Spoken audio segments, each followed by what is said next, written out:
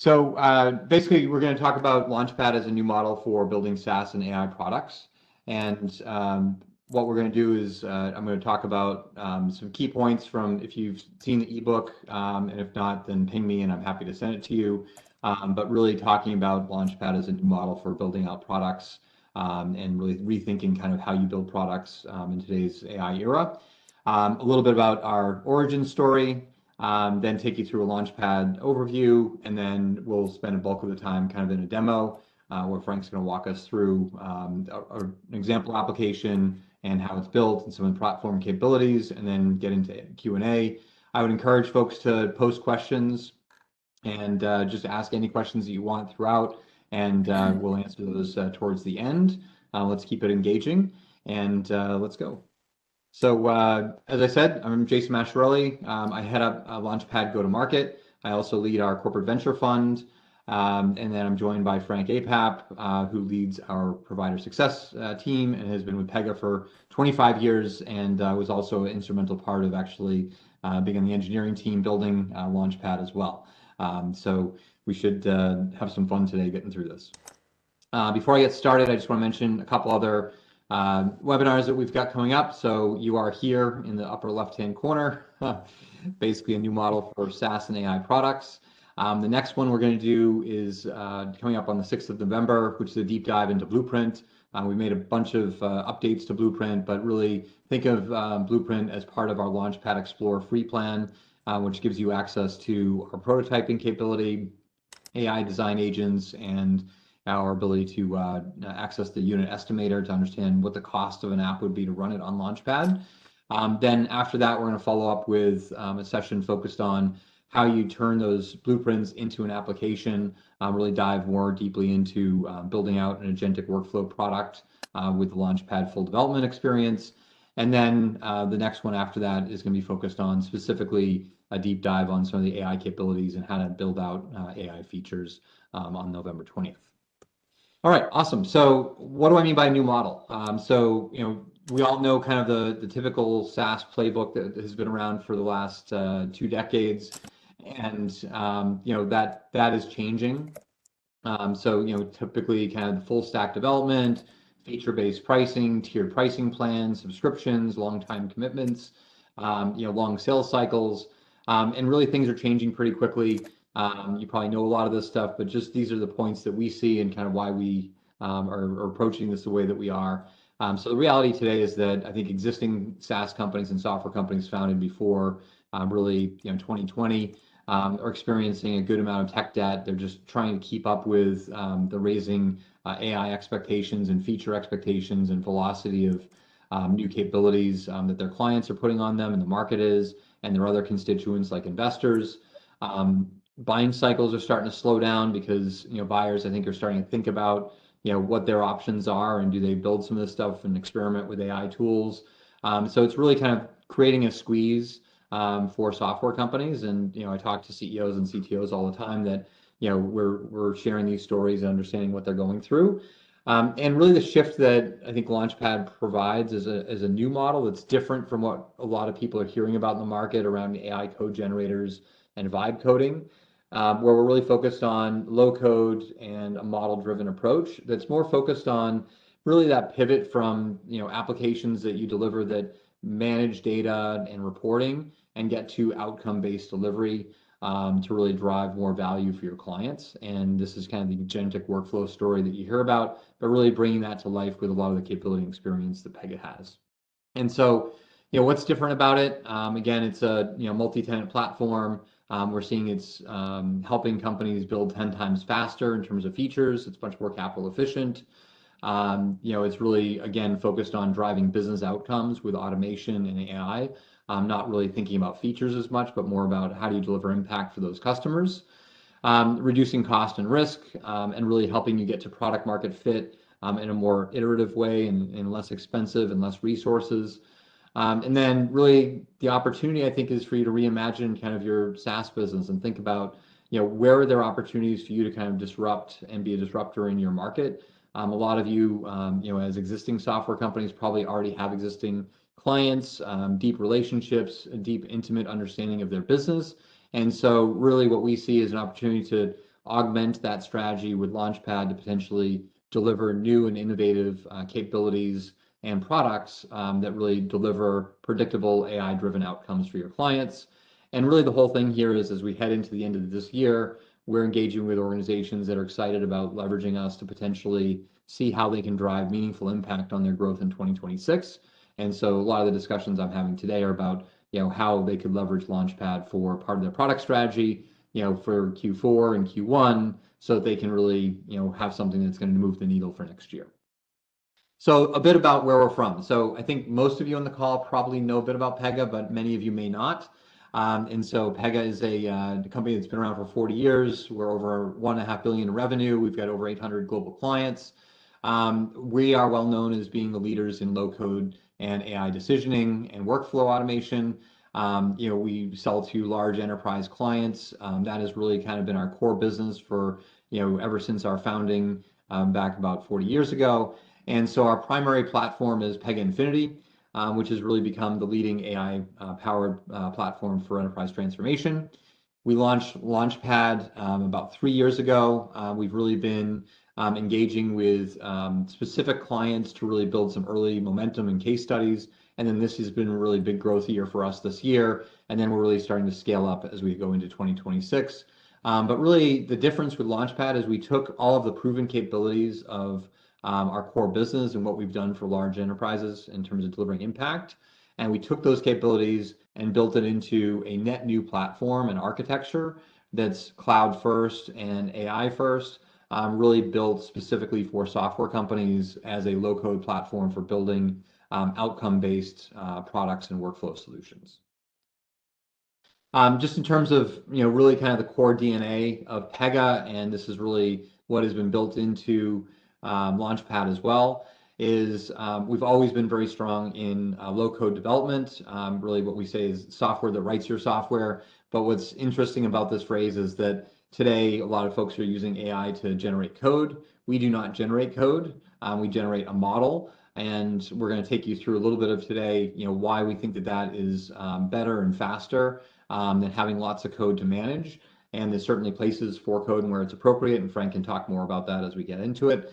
And then the next thing is really build for change. So as you start to build, we really look at the center out in terms of building all of your logic and capabilities really into the core of the application, and then having channels and personas that leverage that existing platform. And so we'll take you through that today, talk a bit about our AI capability, our workflow capabilities, and case management, which is really a core element of all Pega platform capabilities. And then what we often call our layer cake, which is built into Launchpad as well, which is really around the complexities of being able to adapt and evolve to different types of clients, different regional compliance requirements, and really being able to modify and enhance the platform in a way that caters to different size clients, to different verticals, different geographies and requirements in a very model-driven approach. So I talked a bit about center out, and so this is really a core tenet of how Pega approaches platforms, and Launchpad is built around this, and so you'll see this as we go through. But you basically build out your core workflows, your case management, your personas, and then on the left you have essentially your customers, employees, and channels, and then you have data that you connect to either within the platform or easily connecting into any other service or AI platform that you need to. Great. So getting into Launchpad. So we've built this as a fully managed cloud platform that really comes out of the box with enterprise-grade SaaS foundation. So we provide you with the cloud ops, database, multi-tenancy, all the security and certifications, and scalability, so you don't need to worry about that. Often startups get huge value out of this because they don't need to set up a lot of these teams and kind of typical full stack engineering. But for existing software companies, they find this is great if they want to spin up a new product and they don't need to add more burden to their cloud ops team. The next thing is really around AI-powered low-code development. So using our Gen AI blueprint for prototyping and ideating and really starting to draft your application and collapsing that from weeks down to hours and a couple days. You can then take that into our full development experience, build out your full application, complete that, and then essentially take that to your clients through subscriber management. So we've pre-built in, along with that multi-tenancy, the easy ability to manage roles and administration for all of your subscribers. So it's as easy as essentially putting in an email address, sending that to the customer, and we provision the tenant, the isolations, and all the security and reporting for those clients. The last thing is that's really different is we've done this all on top of AWS, and instead of having to manage 10 or 20 or 30 different AWS services and all the different cost estimates of that, we've abstracted that away with Launchpad units. So we've got one pricing metric that makes it very easy. And because we're outcome driven as a platform, you can easily build out your application and then see what those outcomes cost from a units perspective, and then understand, exactly what that's going to cost you from a cost of goods sold standpoint as you build your application.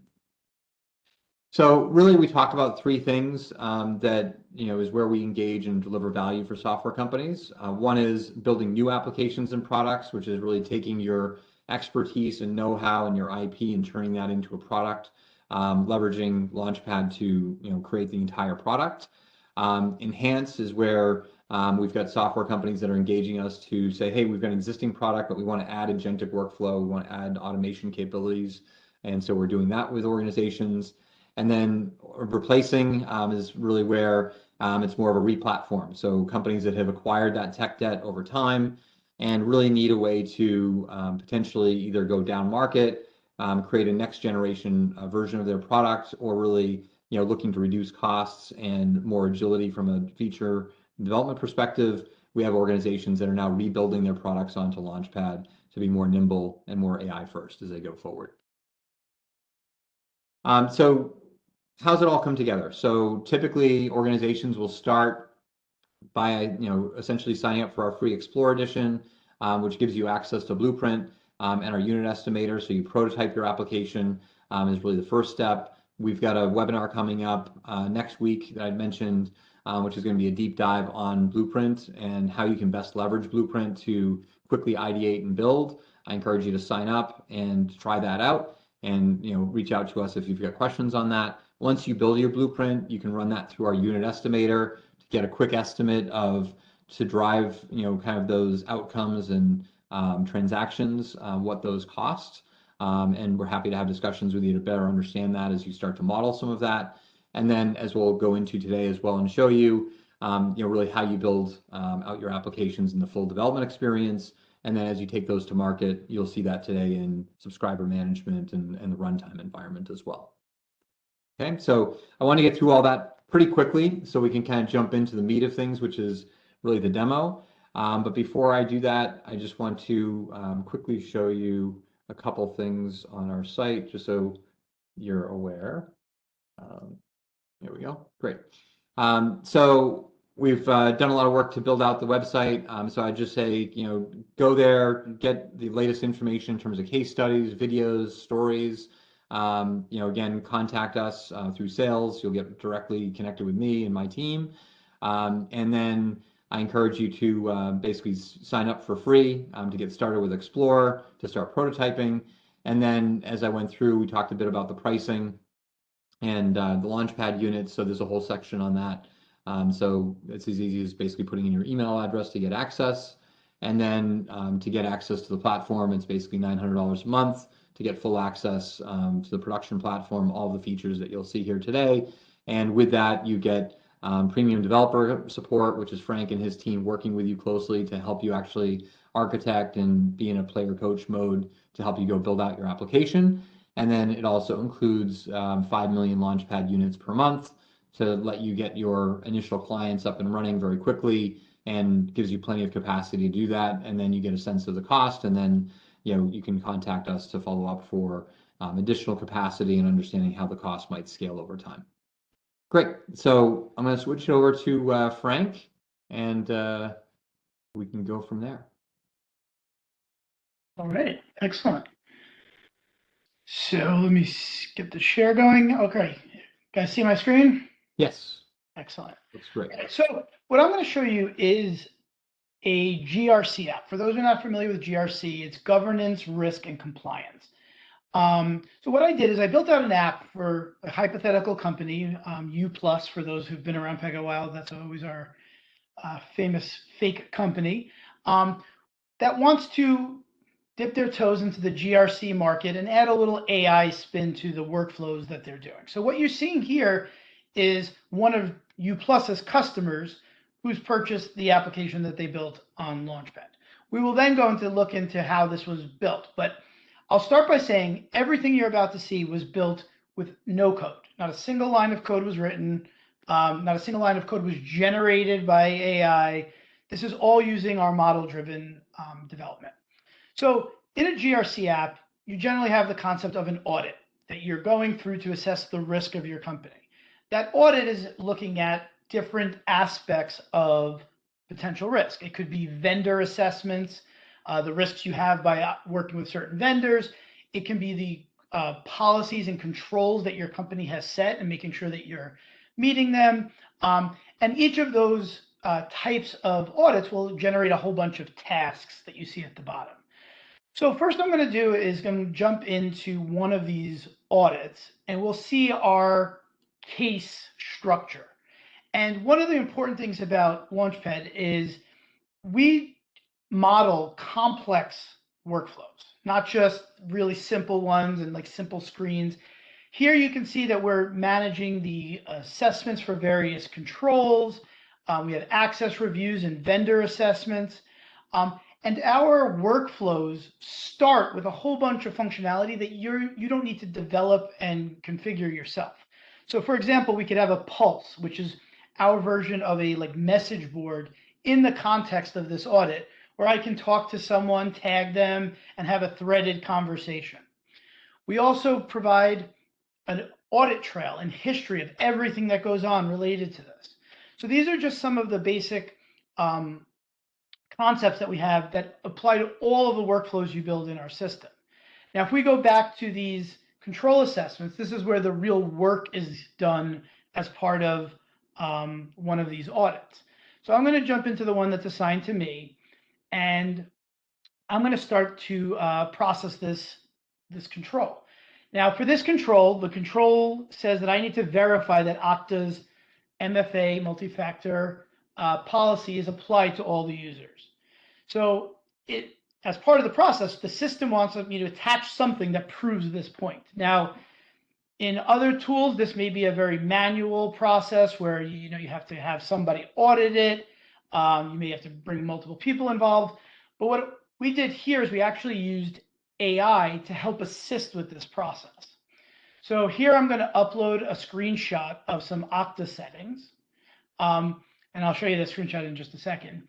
But we're going to use AI to help guide the person who's running the process, in this case, me as the user, as to whether or not this image actually does meet the evidence instructions. So I'll submit this.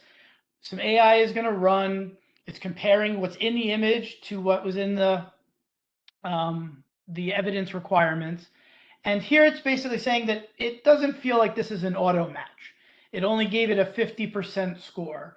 And it even is explaining to us that while the picture is a Okta Verify screen, it doesn't really prove out that the policy is applying to all the users. And you'll actually see in the screenshot that, yes, it does look like an Okta screen, but it's not enough to convince the AI. And in this case, though, the user then is still able to then decide on their own whether or not they think the evidence is sufficient to close out this specific task. And this is a good example of how we think about AI, right? So instead of thinking about AI and agents as something where like it takes over the entire process and is just kind of running in the background, deciding what's good and what's bad, we use it a little bit more in the context of a specific workflow to make sure that we do guarantee that a person, when necessary, is involved in the decision making. So here I'll submit this, and now we've completed that specific task. So if we went back to our home page, we'll see one less task listed down here. So that gives you a brief sense of how our workflow and our agentic capabilities come together to process work and get work done more efficiently. Now, also part of our applications are the ability to build dashboards to provide transparency and visibility into what's going on in a system. So here we can see on a single screen a number of the number of audits, how many tasks are open. We can have a gauge of like the total risk for our organization. And you can imagine how a dashboard like this would be extremely valuable to senior executives at a company, as well as those who are managing sort of the day-to-day aspects of it. I'll point out that while none of my AI auto matches have actually matched recently, because I've been testing with that same file, having visibility into how your AI is performing, what types of decisions is it making on its own versus not making on its own, is extremely valuable, especially in industries where people are a little more hesitant to get involved with AI up front. Now, dashboards like this are great, but it's also cool for certain use cases to allow your customers or users to build their own dashboards and build their own graphs. And that's also completely available to your end users with no code necessary. So here, really quickly, I'll do a quick example where I can look at all of the controls in my system, but I don't want a list of them. I'd rather a chart. I like donut charts. So now this is just giving me a list of all of them, but with a single drag and drop, I can now slice and dice by the types. So this is telling me that I have 50% of my controls in the system are preventative controls based on the data here. So you can imagine how this, especially in certain types of use cases, allows for a great experience for the end users of your applications. Last but not least, I'll mention that the system also works with data. Now, this can be data managed by the system where Launchpad provisions the appropriate database structures to manage, in this case, a list of frameworks or a list of vendors. But it also can integrate with other systems. So this list of vendors could come from an external REST web service. And in this case, it actually does. So you can use our experiences, but on top of either data managed by Launchpad or data that's coming from third-party systems or your other backend systems of your platform. So again, I just wanted to kind of reiterate, this is generally the feel of what a Launchpad workflow application would look like. You can change all of the colors and themes, both for your corporate or your enterprise look and feel, or you can allow your customers, your subscribers, to change it for however they want. And you choose whether or not you want that level of flexibility. So if you want your subscribers to be able to white label your solution, you can make that possible. If you don't, you would limit that capability. So, and Frank, this is just the tip of the iceberg in terms of what's possible. Like, you built this app pretty quickly. Like, maybe it's just helpful to kind of talk about, kind of the range of simplicity to complexity of kind of what you can build. Yeah, so it's absolutely true. I mean, this was built in probably a total of 3 to 4 man hours spread out over multiple days, because I rarely get 3 to 4 hours in a row to work on something. But even this isn't particular. It may look simple because I'm walking through it kind of quick, but there's some complex relationships between frameworks and policies and controls, the risk associated with controls, right? So there's a number of things going on here that are sort of obfuscated from the end user intentionally.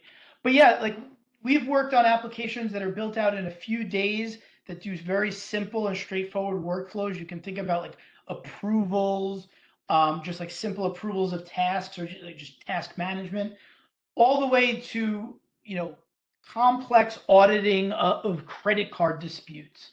Or another example we have is, and for those who were on yesterday's webinar, managing an entire e-commerce backend with both self-registration and listing of items and purchasing of items with Shopify integration. So there's absolutely a ton of breadth to what what use cases fit a Launchpad application. Yeah, and not just to drive it home, but absolutely no code for you to put this together. Zero code, not a single line. I mean, I literally could have point and clicked my way through this. And with that, I'm going to switch over to show our development experience a little bit so you can kind of see how these concepts come to life. So this is the Launchpad development experience.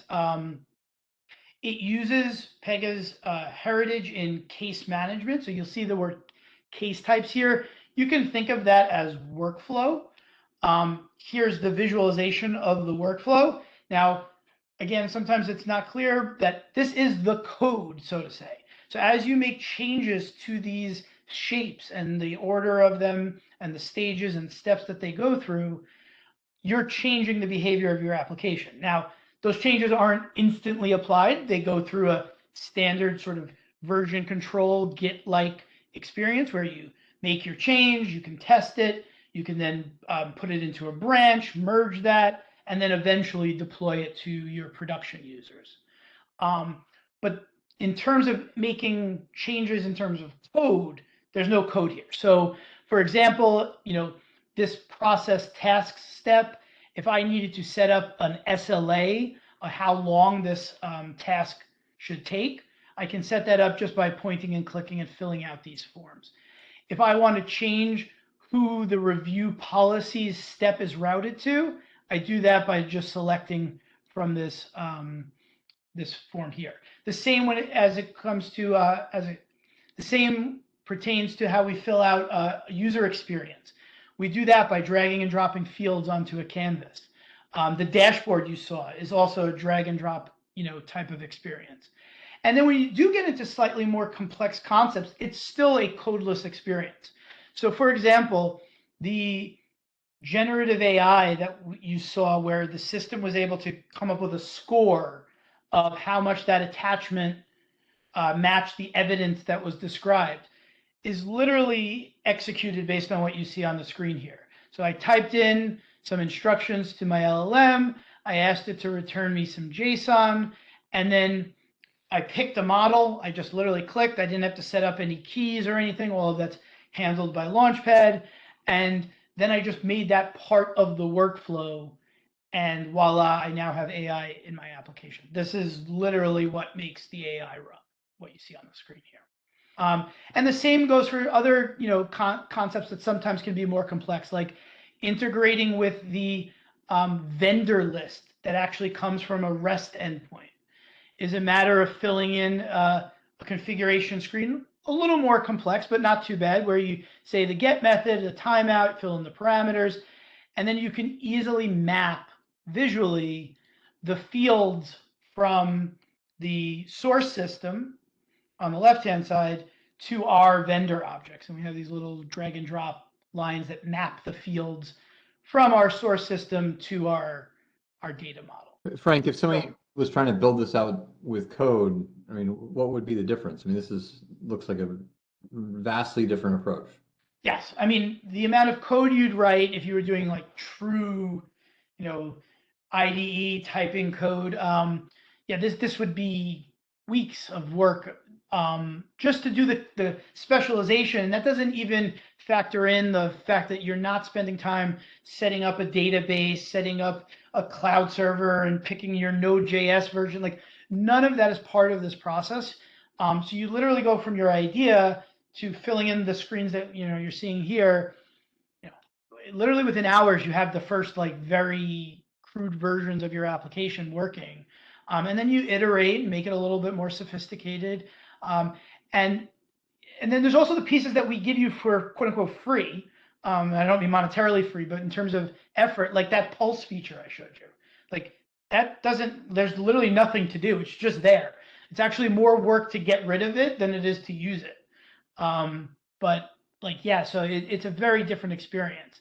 And for those who want to maybe say, well, yeah, but I wouldn't be coding this by hand anyway. I'd be using a model, a vibe coding experience. Those tools are also very interesting and powerful. And I actually attempted to build this exact app in a vibe coding tool. And the first hour of it, I was really impressed with how fast I was building things. Then when I started asking it to build something like Pulse and try to get it kind of caught up to where my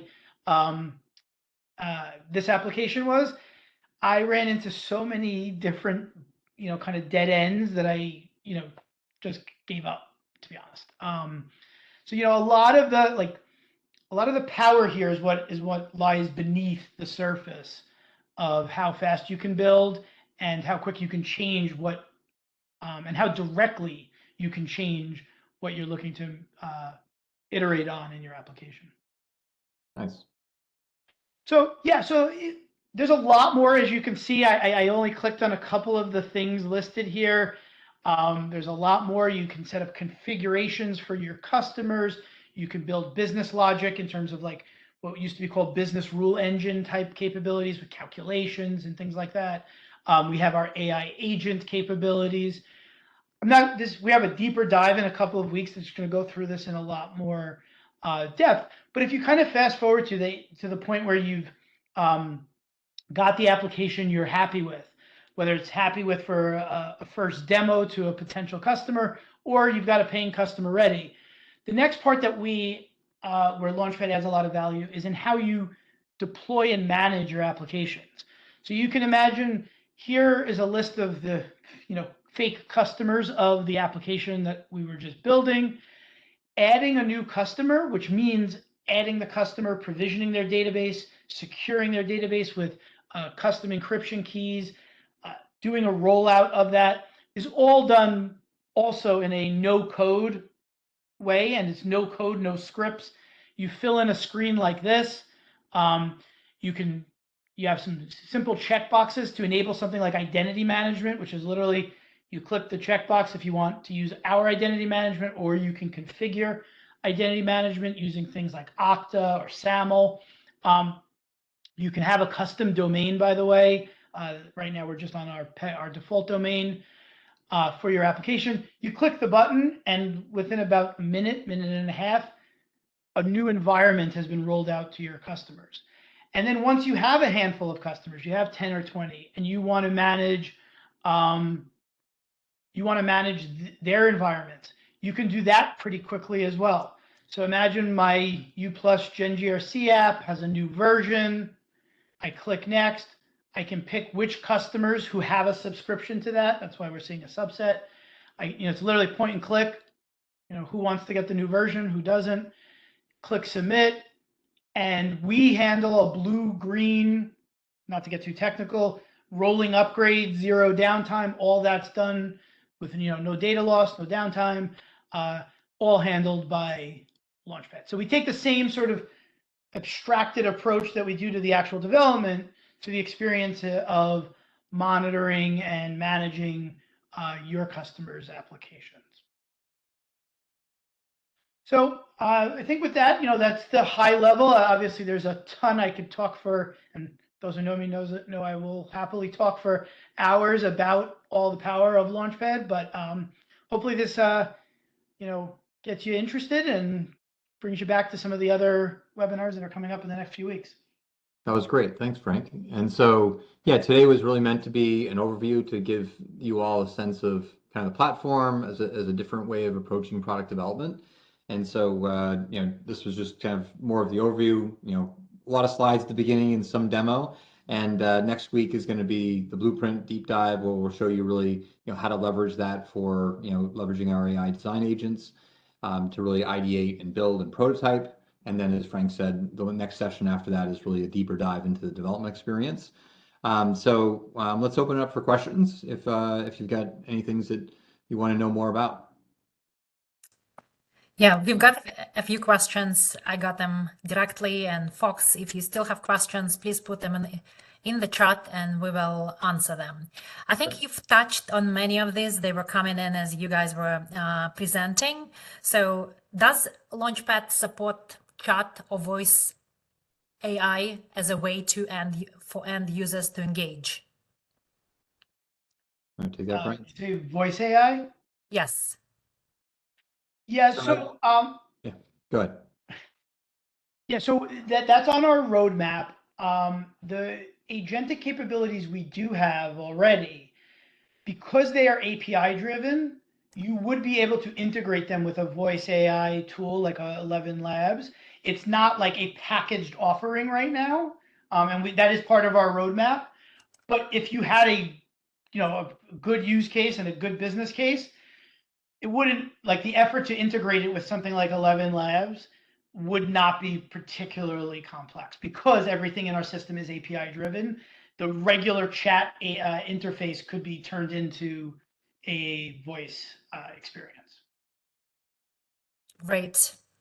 Then, Jason, Frank, you both talked a lot about no code and how different it is in Launchpad. So we got a couple questions like, what did you mean by model driven, Jason? You mentioned it in your part. Yep. Yeah. So I can take that. So when we refer to model driven, if you think about those screens that I was showing that had the the chevrons and things like that, behind the scenes, that information is stored in what we call a model. Technically speaking, it could be JSON, XML, a database structure, but what it's not is code. We're not writing code. Our platform knows how to interpret that model and run it. And the value of that is the concepts on how that model is structured are more aligned to how people think about their business processes instead of a handful of if then else statements and Java code and HTML for the front end. So what that really allows us to do is we have this core model, and if we want to expose the workflow as a mobile app or a chat interface or a voice interface, there's no more work because the model is the model. It's just how you interact with it that changes. So it's really the secret sauce to how Launchpad is able to be developed quickly with less complexity, and even more if you look at our corporate tagline, us being built for change. When you want to change something, you're not searching through thousands of lines of code. You're looking at the part of the model you want to change, and you're sort of directly changing. So, Yeah. Jason, I don't know if you come at it from a slightly different direction. No, that was great. That was great. And actually, we had a question just come in that was, so the model is what makes agentic AI predictable because it's locked and automatically runs. And I think this is kind of talking to like the deterministic piece of it. So maybe talk a little bit about that. Yeah, so that I think that's mostly accurate. So it's not just the model, it's also how you use the model. But the fact that we're not just telling, we're not writing a prompt that says run a GRC audit, and here's all my suggestions on how you run that audit. Because the reality is a prompt is a suggestion to the LLM. It is not code. It's not guaranteed. Our models are guaranteed. So where we use the LLM, when we use generative AI, is to maybe make a partial decision or a recommendation that the model then determines what to actually do with. Where if you just even take the use case I had before and said, run a GRC audit, you really aren't going to get the same experience 2 or 3 times in a row from an LLM. So yes, the model and the concept of workflow is really what's powerful, what allows us to be a little more predictable in how we use generative AI. Very cool. If Launchpad doesn't offer specific capability and I want to build it, am I constrained in my product roadmap? So we get this often with people, I think, a little bit scared about low-code platforms and being restricted. So Frank, you can probably address that. Yeah. So, we were very aware of this sort of concern when we built the platform. So there's a couple of things that come into play that make it that I feel pretty comfortable you are, other than on the very edges of the edge cases, you're unlikely to hit things that truly prevent you from meeting your desired outcomes. The first is we are extremely powerful in integration. So whether it's everything you see on the screens when I was demonstrating the application has an API endpoint that you could be calling from other tools. So if your concerns are around how you execute work, the inbound side, everything you see is an API. On the outbound side, we have REST APIs as well that can call different systems, as you saw. We also have this concept of what we call a custom function, which basically allows you to write some code, in a handful of different languages, and we actually will upload it as a Lambda serverless function. So if you had some proprietary, pricing algorithm that you wrote in Python or something, we'll actually take it and run it for you as part of our platform if for some reason you didn't want to host it as a web service yourself. And then on the UX side, we take a similar approach, which is, the first layer is you use our what you see is what you get style design system. Then we allow you to build your own React components and register them with our design system. The third option is, because everything's API driven, you can go and build your own UI and whatever technology you'd like and just use the APIs to interact with the platform. All of those, like everything else in software, have trade-offs and pros and cons. But in terms of like truly being limited in what you can build and how you can visualize it and how you can interact with it, we've got that pretty well covered.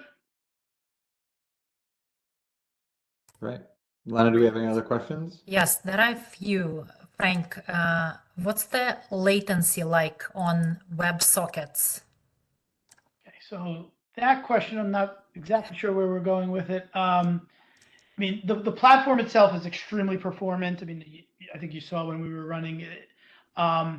We're not actually using WebSockets for a ton in what you're seeing there. A lot of it's just standard HTTP traffic. I think we use WebSockets for some of the chat and stuff, but generally speaking, the latency on the WebSockets. We're also hosted in a variety of regions. So when you deploy to your subscribers, you can pick regions that are closer to their locations to sort of reduce latency. Excellent. One more question is about Launchpad being offered on a FedRAMP SaaS platform. Are there plans to do that, Jason? Not currently. So right now our focus is kind of outside of FedRAMP and really kind of fully managed. And as Frank said, we have multiple regions that we support. We do have ISO and SOC 2 certification, so you get to leverage that. So we do have organizations that are building apps that don't require FedRAMP, that they're selling into state and local government or even in Europe, hosting in our EU data center to be compliant with some of the regulations there as well. Excellent. Frank, when knowledge body kind of functionality will be available in Launchpad? So the type of functionality, knowledge body itself, I think we have some roadmap questions on when that'll come, but the type of functionality, also commonly referred to as RAG, that knowledge body provides, you can do with the agentic capability that is coming in very, very shortly into Launchpad. With our AI agents rules, you have the ability to have tools, and those tools can really run anything they want. They can do lookups of data. They can run REST connectors. So you could very easily have a web service that is doing like the vector database query that now the knowledge buddy is performing, and treat it as a tool to your agent there. And in some ways, you'd have more flexibility with that, because at that point you would own the the consumption of that data. Yeah, and when you talk about some of these things are coming soon, it's like basically within this quarter. Yeah. Right. And so if folks are wanting to get started building today, they don't need to change anything in how they build. They can build out their application, and as those features come in, they just simply add those and activate and configure them, correct? Yeah. Yeah. And I mean, it's a good segue into, for those who have been familiar with Pega, Launchpad is a fully SaaS platform. The platform evolves every week.